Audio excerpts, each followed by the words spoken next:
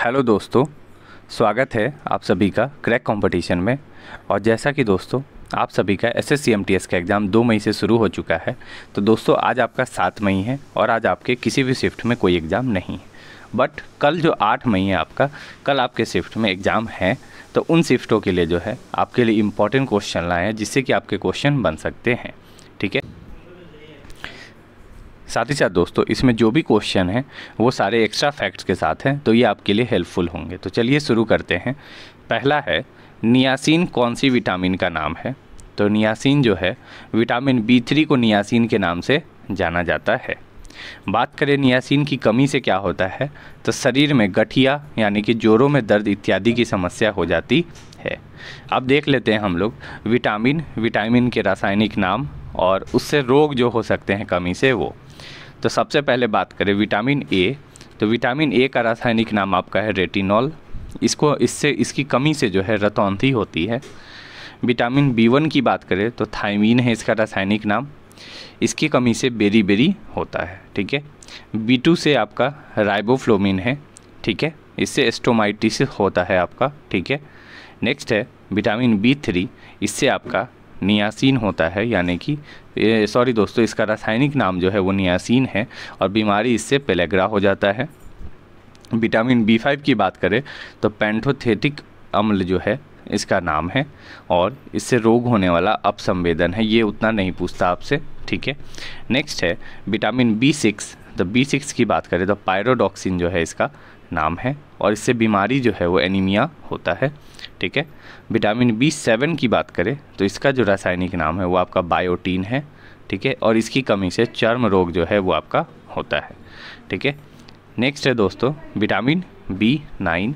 Vitamin B9 की बात करें तो इसका नाम फॉलिक एसिड है और इससे भी अनीमिया जो है वो हो जाता है। B12 की बात करें तो मिथाइल कोबालामीन जो है इसका नाम होता है और इसकी कमी से भी जो है जो आपका अनीमिया बीमारी हो जाता है। ओके, नेक्स्ट है विटामिन C, जिसका नाम होता है रासायनिक एस्कॉर्बिक अम्ल। ठीक है, और इससे बीमारी जो है आपका स्कर्वी होता है। विटामिन D की बात करें तो क्लोरोकैल्सिफेरॉल जो है इसका नाम होता है और इससे जो है सूखा रोग आपका हो जाता है। ठीक है, अगर विटामिन E की बात करें जो कि पूछता है आपका E और K, तो विटामिन E आपका टोकोफेरॉल है। ठीक है, इससे प्रजनन शक्तिहीनता हो जाती है। और विटामिन K की बात करें तो इससे मेनाक्विनॉन जो है इसका हम लोग नाम है। ठीक है, और इससे जो है रक्त का थक्का जो है वो नहीं जमने का एक कारण हो जाता है। तो अगर आपसे पूछे विटामिन K से क्या नहीं होता है, तो रक्त का थक्का नहीं जमता है। तो दोस्तों ये सारे जो हैं आपके कुल विटामिन से क्वेश्चन थे। साथ ही साथ एक और चीज़, विटामिन 2 तरह के होते हैं, एक जल में घुलनशील होते हैं और एक वसा में घुलनशील होते हैं। तो जो जल में घुलनशील होते हैं यानी कि जो वाटर सॉल्युबल होते हैं, उसमें आपका नाम आ जाएगा विटामिन B और विटामिन C। जबकि बात करें हम लोग वसा में घुलनशील यानी कि फैट में घुलनशील, तो आपका हो जाएगा विटामिन A, D, E और K। तो इससे बाहर जो है आपके विटामिन से प्रश्न नहीं बनते हैं। ये इतना ही आपके लिए काफ़ी है, इसको आप लोग एक बार और रिवाइज कर लीजिएगा। और दोस्तों अगर आप इसकी PDF चाहते हो तो आप हमारे डिस्क्रिप्शन में दिए गए टेलीग्राम लिंक से PDF को डाउनलोड कर सकते हैं। ओके, नेक्स्ट है कालिदास ने कौन सी किताब लिखी थी? तो कालिदास की बात करें तो इनका कुछ प्रमुख किताबें हैं, जैसे मेघदूतम, ऋतु संहारम, कुमार संभवम, मालविका अग्निमित्रम और अभिज्ञान शकुंतलम। ये सारी किताबें जो हैं कालिदास के द्वारा लिखी गई है और ये सारे ही आपके इम्पोर्टेंट हैं। ठीक है, और कुछ और जो फेमस पर्सन हैं उनके किताबों की बात करें तो सबसे पहले हम लोग देखते हैं महात्मा गांधी का। तो महात्मा गांधी के जो फेमस किताब हैं आप लोग जानते होंगे, माई एक्सपेरिमेंट विथ ट्रूथ, इस किताब को तो आप लोग जानते ही होंगे। नेक्स्ट है यंग इंडिया। हरिजन इम्पॉर्टेंट है बहुत ज़्यादा, हरिजन जो बुक है वो महात्मा गांधी की है।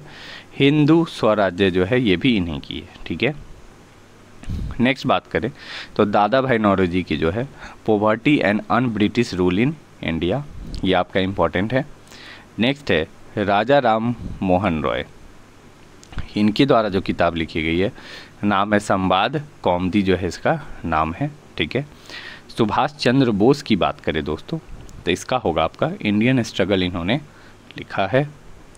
नेक्स्ट है डॉक्टर राजेंद्र प्रसाद, इन्होंने जो है बहुत फेमस किताब लिखी है इंडिया डिवाइडेड। ओके, नेक्स्ट बात करें रविन्द्रनाथ टैगोर की, तो इन्होंने गीतांजलि लिखी है, home and the world and the Hungary stone, ये सारे किताबें जो हैं रविन्द्रनाथ टैगोर के द्वारा लिखी गई है।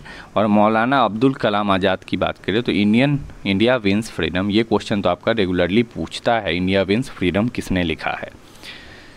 नेक्स्ट है भारत और चीन का बॉर्डर कितने भागों में बांटा है, तो चीन और भारत के बीच की सीमा को 3 भागों में बांटा गया है। सबसे पहला है लद्दाख की तरफ से, जो कि वेस्टर्न सेक्टर कहलाता है, जो कि तिब्बत से जुड़ा हुआ आपका हिमाचल प्रदेश और उत्तराखंड की सीमा से मिडिल सेक्टर है, और ईस्टर्न सेक्टर जो कि आपका अरुणाचल प्रदेश की सीमा से जुड़ी है। ठीक है, तो ये आप सभी को ध्यान रखना है। नेक्स्ट है दोस्तों, मंगल ग्रह अपनी परिक्रमा कितने दिनों में पूरा करता है, तो मंगल ग्रह की बात करें तो ये 687 दिन में जो है अपनी परिक्रमा पूरा करता है। ओके, नेक्स्ट है पृथ्वी 2 सक्सेसफुली टेस्टेड फ्रॉम, पृथ्वी 2 जो है वो कहाँ से टेस्ट किया गया है, तो ये 10 जनवरी को जो है उड़ीसा से टेस्ट किया गया था, और उड़ीसा में कहाँ, तो चांदीपुर समैक्तिक परीक्षण रेंज जो है वहाँ से ये शुरू किया गया है। बात करें तो इस मिसाइल की मारक क्षमता कितनी है, तो ये 350 किलोमीटर है। और अगर आपसे पूछे पृथ्वी 2 को विकसित किसने किया है, तो राइट आंसर आपका होगा DRDO ने। ओके, नेक्स्ट है दोस्तों, साइना नेहवाल ने कब ओलंपिक में मेडल जीता था, तो साइना नेहवाल जो है वो ओलंपिक में पदक जीतने वाली भारत की पहली बैडमिंटन खिलाड़ी है। ठीक है, जिन्होंने 2012 लंदन ओलंपिक में जीता था और कांस्य पदक इन्होंने जीता था। इसके बाद 2016 में आपके PV सिंधु ने जो है आपका सिल्वर मेडल जीता था, ये आप सभी को पता होगा। और PV सिंधु ने 2022 जो है उसमें भी आपका जो 2020 में जो ओलंपिक हुआ था टोक्यो वाला, उसमें भी इन्होंने कांस्य पदक जीता है, यानी कि आपका ब्रोंज मेडल इसमें भी इन्होंने जीता है। ओके, नेक्स्ट है किस अनुच्छेद में उल्लेखित किया गया है कि किस संघ की राजभाषा हिंदी तथा लिपि देवनागरी होगी, तो अनुच्छेद की बात करें तो दोस्तों भारतीय संविधान का अनुच्छेद 343 जो ए है वो ये कहता है हमारा कि हिंदी जो है हमारे देश की राजभाषा होगी, यानी कि हमारा राइट आंसर होगा 343 एक। ओके, नेक्स्ट है दोस्तों आपका इम्पॉर्टेंट क्वेश्चन, US ओपन 2022 पुरुष एकल का खिताब किसने जीता, तो US ओपन की बात करें तो कार्लोस अल्काराज, और महिला की विनर की बात करें तो ईगा स्विएटेक जो है इसकी विनर है। ठीक है, अगर आपसे विंबलडन क्या पूछे तो विनर जो है दोस्तों आपका नोवाक जोकोविच जो है वो मेल के विनर है, और रेबेकिना जो है वो आपकी फीमेल की विनर है। बात करें ऑस्ट्रेलियन ओपन जो कि हाल में संपन्न हुआ है, तो इसका जो विनर है वो आपका नोवाक जोकोविच है, और फीमेल से पूछे तो आर्यन सवालेंका जो है इसकी फीमेल से विनर है। ओके, नेक्स्ट सवाल दोस्तों बहुत इंपॉर्टेंट, गोपिका वर्मा किस नृत्य से संबंधित है, नृत्य से सवाल आपके हर शिफ्ट में पूछे जा रहे हैं और आगे भी पूछे जाएंगे, तो इसको ध्यान से देखिएगा। गोपिका वर्मा की बात करें दोस्तों तो ये आपके मोहिनी अट्टम से संबंधित है। ठीक है, इसके अलावा सुनंदा नायर, कलामंडलम कल्याणी कुट्टी अम्मा, पल्लवी कृष्णन, गोपिका वर्मा, ये सारे जो है मोहिनी अट्टम से संबंधित है। ठीक है, ये आप सभी को ध्यान रखना है। और मोहिनी अट्टम कहाँ का शास्त्रीय नृत्य है, तो ये आपका केरल का एक शास्त्रीय नृत्य है, तो ये भी आप सभी को ध्यान रखना है।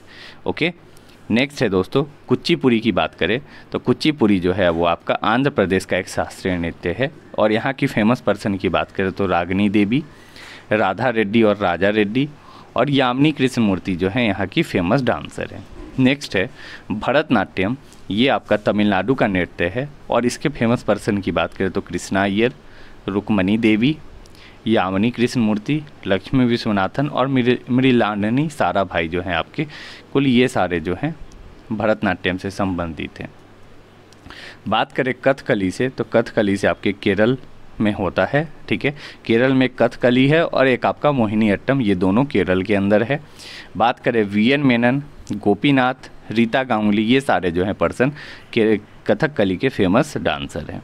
नेक्स्ट है दोस्तों आपका ओडिसी नृत्य, ये आपका उड़ीसा से संबंधित है, और इनके फेमस पर्सन की बात करें तो इंद्रानी रहमान, केलू चरण महापात्रा, गुरु पंकज चरण दास और सोनल मानसिंह जो हैं कुछ प्रसिद्ध इसके नृत्य वादक हैं। ठीक है, नेक्स्ट है मणिपुरी, तो मणिपुरी जो है मणिपुर में होता है, इसके फेमस राजा भागचंद्र, रविन्द्रनाथ टैगोर नैना, गुरु बिपिन सिंह, ये सारे जो हैं मणिपुर डांस के फेमस पर्सन हैं। नेक्स्ट है सत्रिया नृत्य जो है वो कहाँ होता है, तो ये आपका असम के अंदर होता है। और इसके फेमस पर्सन की बात करें तो शंकरा देव आपका करेक्ट होगा। ओके, नेक्स्ट है दोस्तों कथक, जो कि आपका उत्तर प्रदेश में होता है। ठीक है, इसके फेमस पर्सन की बात करें तो बिरजू महाराज, लच्छू महाराज, सितारा देवी, लेडी लीला शेख जो है, ये सारे कथक के बहुत फेमस डांसर हैं। तो ये सारे ही आपके लिए इम्पॉर्टेंट है दोस्तों, इसको अच्छे से आप लोग रिवाइज कर लीजिएगा। साथ ही साथ दोस्तों अगर आपको मेरा ये मेहनत पसंद आ रहा हो तो दोस्तों इस वीडियो को प्लीज़ लाइक कर दे और अपने दोस्तों के बीच ज़्यादा से ज़्यादा शेयर करें, ताकि मैं आपके लिए ऐसे ही हमेशा वीडियो लाता रहूं। और दोस्तों अगर आप चैनल पे पहली बार आए हैं तो इस चैनल को सब्सक्राइब कर दे, ताकि आपको इस चैनल से जुड़ी हर अपडेट्स मिलते रहें। नेक्स्ट है दोस्तों प्रकाश का परिवर्तन किसके द्वारा होता है, तो प्रकाश का परावर्तन की बात करें तो ये आपका जब प्रकाश का परावर्तन तब होता है जब प्रकाश की किरण कोई पॉलिश की हुई चिकनी सतह पर गिरती है और वापस उछलती है। ठीक है, यानी कि प्रकाश का परावर्तन जो है वो आपका आप मान कर चलो तो ये आपका जो भी पॉलिश सरफेस होगा, ठीक है, आपका करेक्ट आंसर अगर ऐसा पूछता है तो आपका जो भी पॉलिश सरफेस होगा उससे जो है लाइट का रिफ्लेक्शन वो ज़्यादा होता है। सबसे ज़्यादा जो है वो आपका मिरर के अंदर वो रिफ्लेक्शन ज़्यादा होता है। ओके, नेक्स्ट है अमृतसर की संधि किसके और किसके बीच हुई, तो अमृतसर की संधि की बात करें तो ये आपका 1809 में हुआ था। ठीक है, और यह ब्रिटिश ईस्ट इंडिया कंपनी और महाराजा रंजीत सिंह के बीच हुई थी, तो ये भी आप सभी को ध्यान रखना है। नेक्स्ट है दोस्तों पूर्वांचल की पहाड़ियों में इनमें से कौन सा शामिल नहीं है, तो पूर्वांचल की पहाड़ियों की बात करें तो हिमाद्री पहाड़ी जो है वो पूर्वांचल की पहाड़ियों में नहीं आती है, ऑप्शन के अकॉर्डिंग जो आपका ये है। लेकिन बात करें जो भी पूर्वी पहाड़ी हैं उनको हम लोग पूर्वांचल के नाम से जानते हैं, यानी कि जो भी नॉर्थ में आपके पहाड़ी हैं उसको हम लोग सॉरी दोस्तों जो भी ईस्ट में आपके पहाड़ी हैं उसको हम लोग पूर्वांचल के नाम से जानते हैं। बात करें तो इन पर्वत का निर्माण अगर आपसे पूछे तो ये अब सादी चट्टानों से हुआ है। और ये पूर्वांचली कहाँ है दोस्तों आपका, तो ये आपका नागा पहाड़ी, मणिपुर पहाड़ी, मिजो पहाड़ी और पटकाई पहाड़ियाँ जो हैं इसमें शामिल है, यानी कि ईस्ट स्टेट जो भी हैं वो इसमें शामिल है। बात करें अरुणाचल प्रदेश, नागालैंड, मणिपुर, मिजोरम राज्य से यह होकर गुजरती है। ठीक है, और अगर आपसे पूछे कि इस पहाड़ी की सबसे ऊंची चोटी कौन सी है तो नाम होगा आपका सरमअती चोटी होगा दोस्तों, ये छोटी नहीं है आपका, ये आपका चोटी होगा। ठीक है, सरमअती चोटी जो है वो नागा पहाड़ियों की सबसे ऊंची चोटी है। ओके, नेक्स्ट सवाल है दोस्तों आयुष्मान भारत योजना की शुरुआत कब की गई थी, तो आयुष्मान भारत योजना की बात करें तो 23 सितंबर 2018 को की गई थी। कहाँ से, तो रांची झारखंड से। ठीक है, और इसकी जो आयुष्मान भारत योजना है इसकी एजेंसी कौन सी है, तो national health authority. Okay, next सवाल है दोस्तों अनुच्छेद 50 किससे संबंधित है, बहुत इंपॉर्टेंट। अनुच्छेद 50 जो है वो आपका कार्यपालिका से न्यायपालिका का पृथक्करण बताता है और ये आपके डीपीएसपी के अंदर आता है, ये भी आप सभी को ध्यान रखना है। ओके, बात करें इस अनुच्छेद के अनुसार राज्य को न्यायिक स्वतंत्रता सुनिश्चित करने के लिए सार्वजनिक सेवाओं में न्यायपालिका का कार्यपालिका से अलगाव सुनिश्चित करना है और संघीय कानून बनाकर इस उद्देश्य को प्राप्त कर लिया गया। ठीक है, तो मुख्य आपका जवाब यही होगा कि कार्यपालिका से न्यायपालिका का पृथक्करण। नेक्स्ट है दोस्तों एमपीआई के अनुसार विश्व में सबसे गरीब लोग किस देश में रहते हैं, तो सबसे गरीब लोग की बात करें तो ये आपके भारत में रहते हैं। ठीक है, इसके बाद जो है नाइजीरिया का नंबर आता है जिसमें गरीब लोग, सेकेंड नंबर पे नाइजीरिया है, फर्स्ट पे आपका भारत है। तो दोस्तों ये सारे प्रश्न जो हैं दोस्तों आपके इम्पॉर्टेंट प्रश्न जो कि आपके आने वाले शिफ्टों में पूछे जा सकते हैं और आपको करवा दिए गए हैं। इसके बाद दोस्तों एक वीडियो आपके जनगणना से संबंधित आपको आएगा दोस्तों, उस वीडियो को भी आप लोग पूरा देख लीजिएगा ताकि उससे भी आपके प्रश्न बन रहे हैं और आए तो एग्ज़ाम में छूटे ना। ठीक है, और दोस्तों अगर आप इसकी पीडीएफ चाहते हैं तो आप हमारे डिस्क्रिप्शन में दिए गए टेलीग्राम लिंक से डाउनलोड कर सकते हैं। ठीक है, और अगर आपको ये मेहनत मेरा पसंद आया हो दोस्तों, अगर वीडियो ये अच्छा लगा हो तो इस वीडियो को लाइक कर दे और अपने दोस्तों के बीच ज़्यादा से ज़्यादा शेयर करें। और अगर पहली बार आए हैं इस चैनल पे तो इस चैनल को सब्सक्राइब कर ले ताकि आपको इस चैनल से जुड़ी हर अपडेट्स मिलते रहें। तो चलिए मिलते हैं नेक्स्ट वीडियो में। Thank you.